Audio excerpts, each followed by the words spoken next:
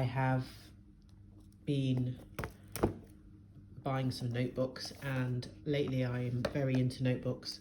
I've got a few here that I bought today. So, oh gosh, how many did I buy today? So I've got two of the Castelli Italy ones. These are Italian notebooks. I have a Matthew Williamson one, which I have a few of those, different kind of styles and binding. I've got one National History Museum notebook, and I have an Estella Bartlett pack that has two very, very thin notebooks in there. So I have a few other notebooks as well that I didn't buy today, but I'll just talk through those two as well because they're open and I can show you the inside. So yeah, here we go. Okay, so I'm going to start with the Castelli notebooks. I first saw these online and thought, sorry, there's a bit of a glare there. I first saw these online and thought I really want one. I think one of the things that I particularly like about the Castelli Italian notebooks is the fact that the edges are always coloured. So this is the black and gold collection, I think, and I got it from HomeSense, so it was only £6.99. If you go onto their website, they usually are about £15. So it's really great bargain. HomeSense are fantastic. If you go there, you get all these really fantastic notebooks. Obviously, there isn't so much consistency in HomeSense. It's hit and miss, but there's always something really good there. So when I have a day off and I want to treat myself, I tend to just grab a couple of notebooks. So I was really pleased to see the Castelli ones.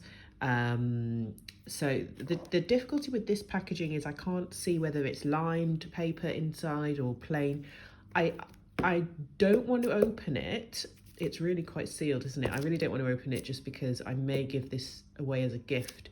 So I'm not going to open it, but I will show you one that I have already previously opened.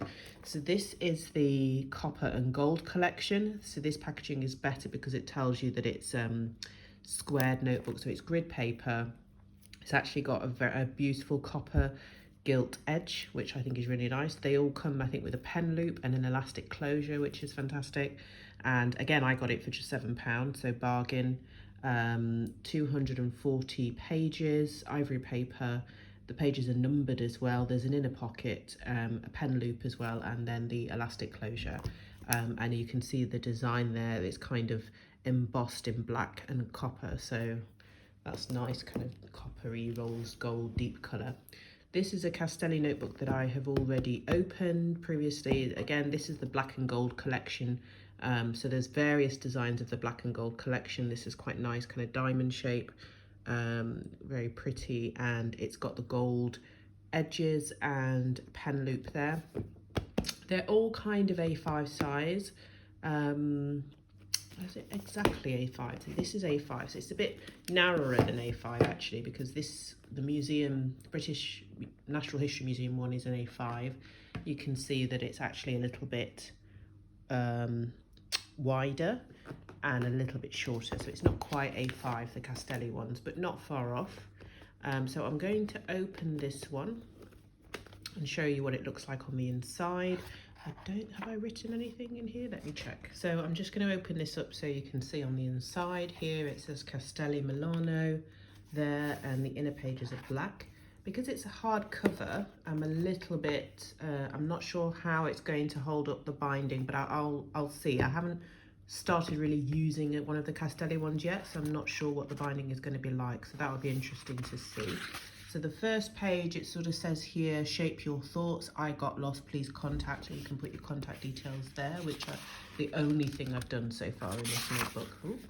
It bleeds through. I like to use fountain pens, and as you can see, you know, I put my number there and it's kind of bled through, so that's not great. I'm not sure how thick the paper is. It feels maybe 90 GSM, that's a guess. It doesn't really say on the book itself anywhere that I can see, but I think I really like the fact that there is an index here, sort of up to 102, up to, okay, so sort of 200 page index, nearly 191, so that's really good, with extra bit at the bottom, so that's really nice. The paper is kind of ivory in colour. It's not coming out so great on camera. I think it probably is a little bit yellower, slightly yellower in real life to me than it looks on the video. And this is actually a plain paper notebook, so it's all numbered pages, which is really lovely. I love there to be numbered pages. Ideally, I would like it to be lined, but this is plain paper, that's fine. I'm sure I can find a use for that. It feels a bit stiff. Obviously, you've got the gold gilt edges.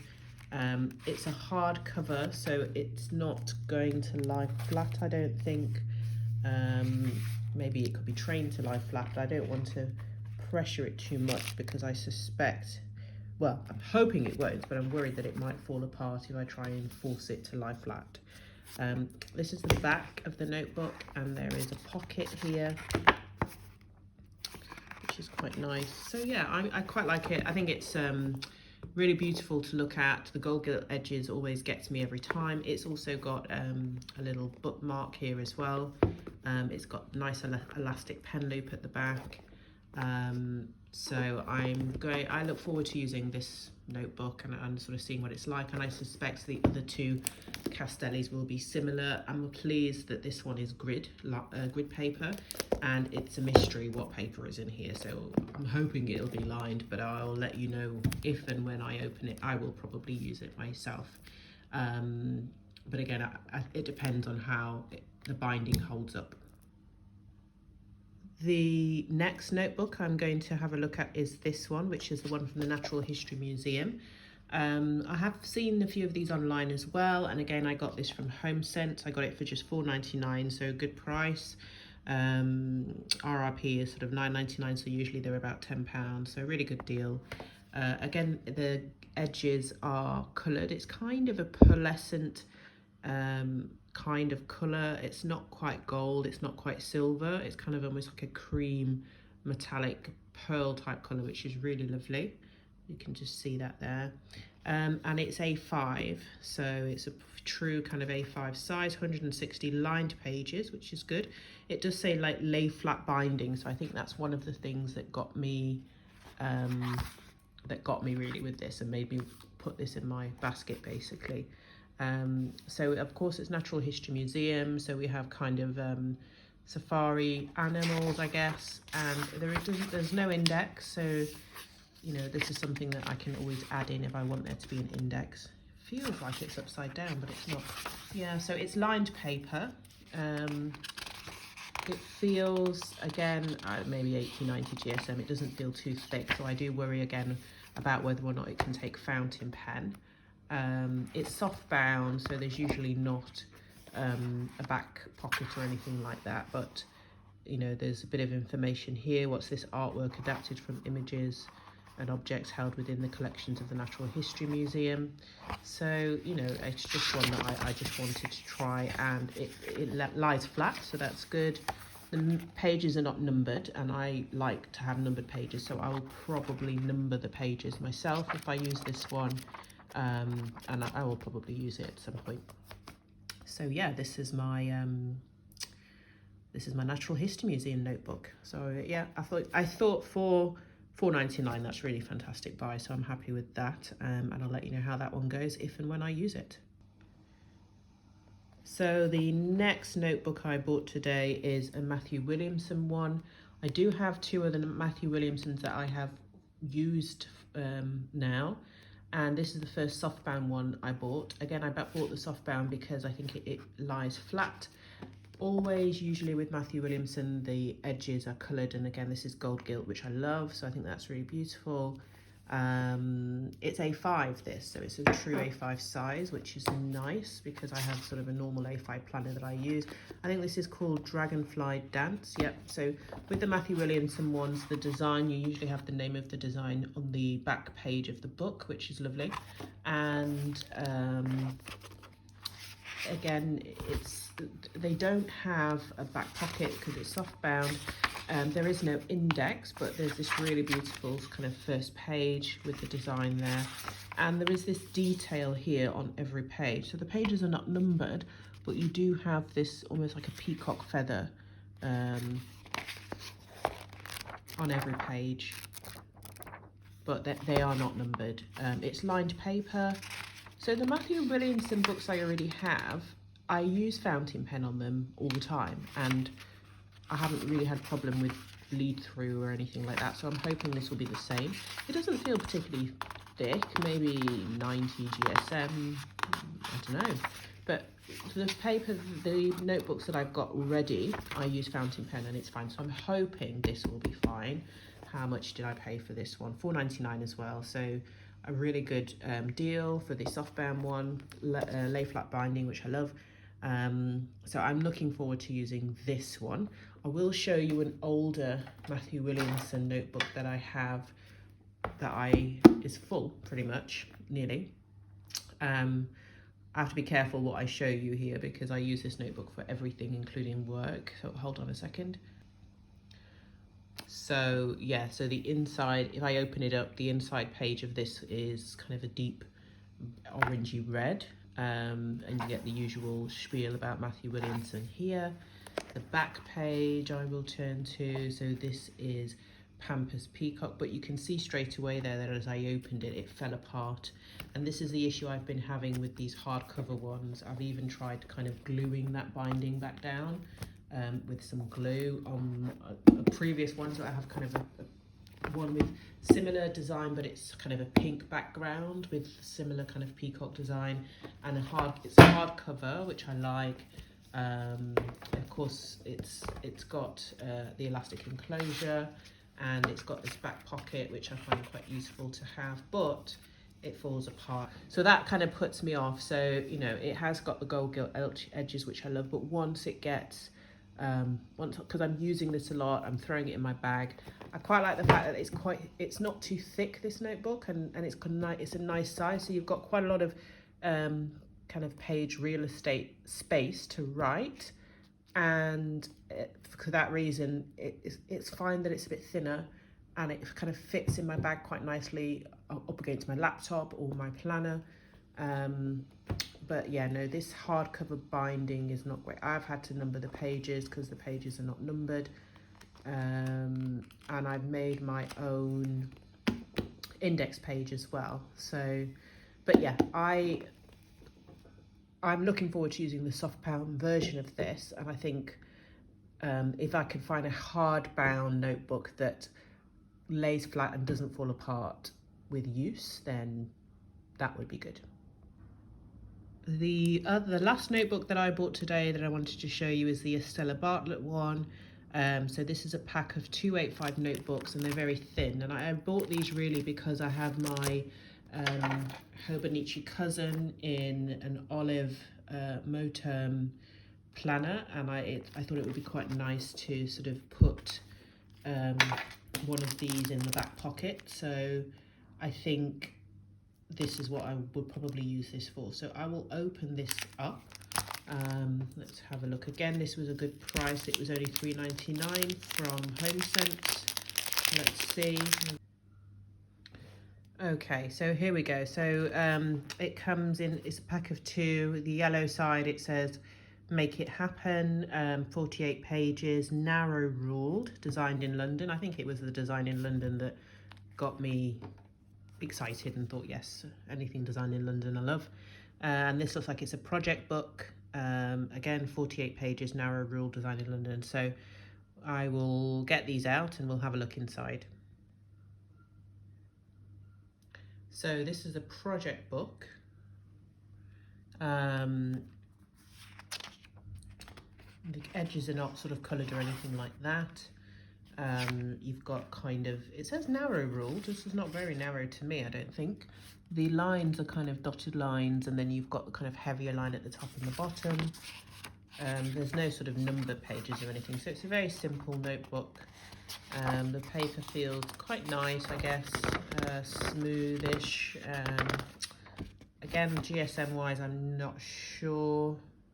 Certainly doesn't feel as thick as 120 GSM. But yeah, no, I mean, it's nice, it's thin. The colour's pretty, it's just kind of a thicker paper cover. So really simple, I guess. It just says, it says projects on there, but I think that would fit nicely in the back of my, at the back of my Hobonichi cousin. So that's why I got that. And then the yellow one, Make It Happen, I assume that it will be the same inside. So it's just sort of a normal staple binding, and yeah, the same, exactly the same. So nothing too exciting there, but I just liked the fact that they were both very thin, the rounded corners, and the fact that they were A5. I thought that they're quite a nice kind of little notebook to go at the back of my Hobonichi cousin.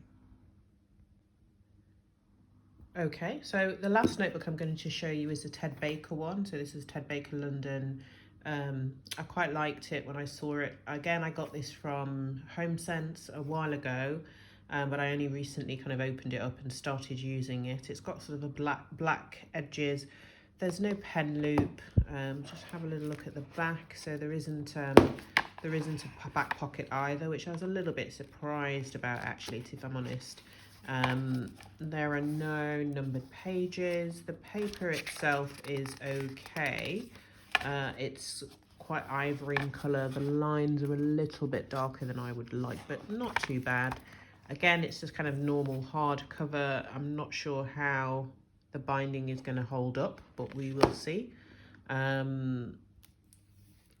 So yes, there's no index page. So I'm going to kind of make my own index, but so far, using my fountain pen, what I've found is that it's bleeding through, and so I'm writing only on this side and not on that side.